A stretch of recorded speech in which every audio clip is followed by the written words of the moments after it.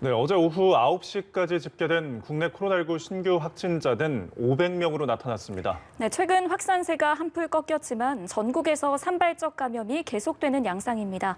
보도국 취재기자 연결합니다. 구아림 기자.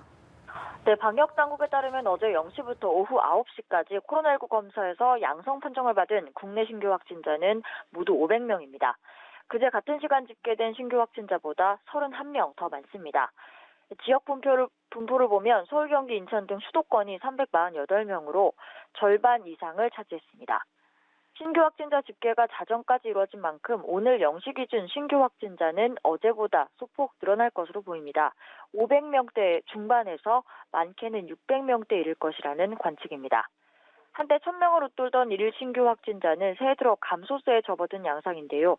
어제 0시 기준 코로나19 신규 확진자는 537명으로 거리두기 3단계 기준인 800명을 밑돌았습니다.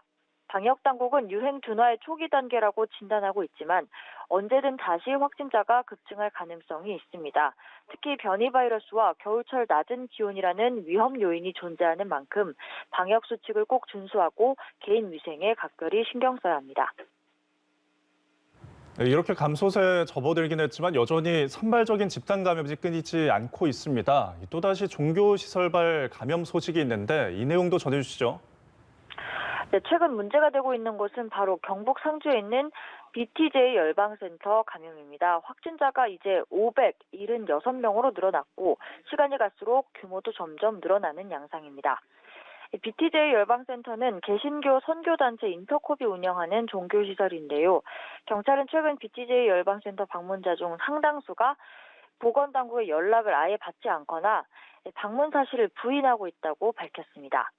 또 동선 추적을 위한 골든타임을 놓치면 사태가 더 커지는 만큼 역학조사에 협조해 줄 것을 당부하고 있습니다.